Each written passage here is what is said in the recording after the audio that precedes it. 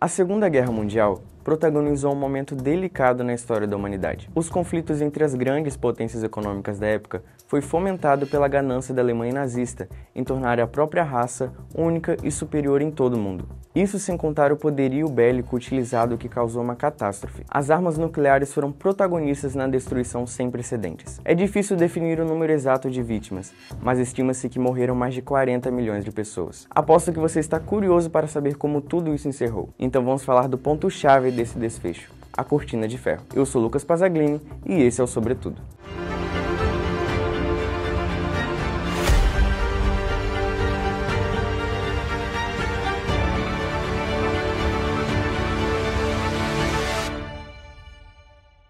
Para contextualizar o assunto, primeiro vou explicar o que significa o termo Cortina de Ferro. Essas duas palavras referem-se aos países que estavam sob a liderança da União das Repúblicas Socialistas Soviéticas, formadas por Albânia, Bulgária, Hungria, Polônia, Romênia, Tchecoslováquia e Iugoslávia. Essa expressão foi dita pela primeira vez durante um discurso feito pelo primeiro-ministro britânico da época, Winston Churchill. No dia 5 de março de 1946, logo após o anúncio do fim da Segunda Guerra Mundial, ele estava enfatizando a divisão da Europa.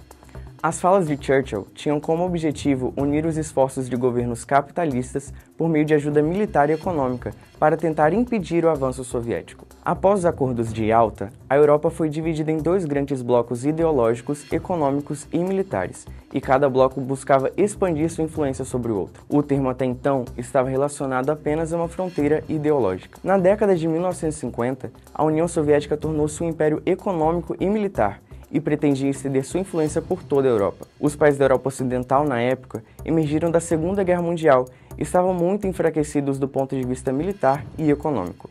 Entre as consequências mais visíveis da imposição da Cortina de Ferro aos países socialistas, o aperto da Guerra Fria entre os Estados Unidos e a União Soviética foi o que mais chamou a atenção. Essa guerra procurou aumentar o poder e a influência das duas superpotências militares do mundo e durou até a década de 1980. O avanço do comunismo no mundo e o estabelecimento da Cortina de Ferro geraram muita preocupação na Europa Ocidental e nos Estados Unidos. Os estadunidenses e os países aliados reagiram à imposição como estratégia de contenção evocada pela doutrina Truman. Através dessa política estadual, foram feitas tentativas para bloquear a expansão do comunismo e também para manter a Europa e a América a salvo dos russos. O bloqueio criado por essa barreira político-ideológica isolou todos os países orientais, gerou maior repressão e atraso econômico. A fraqueza do bloco socialista, produto da Guerra Fria, tornou-se evidente durante as décadas dos anos 60, 70 e 80. Com a morte do líder Joseph Stalin em 1953, a situação dentro da Cortina de Ferro fraquejou. A partir de 1961,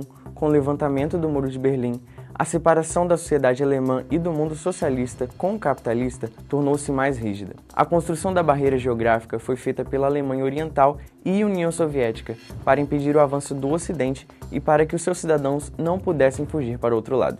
Essa divisão ocorreu depois que as tropas nazistas foram expulsas da Europa com a Batalha de Stalingrado, fazendo com que o exército soviético aumentasse seu poder de influência sobre outros países, dominando parte da Europa. Segundo historiadores, mais de 1000 pessoas morreram fuziladas tentando fugir do regime da Alemanha Oriental pelo Muro de Berlim. Muitas famílias foram separadas com a construção. Imagina você saindo de casa para trabalhar no outro lado da cidade e no fim do expediente encontrar um muro no trajeto de volta que o impede de atravessar.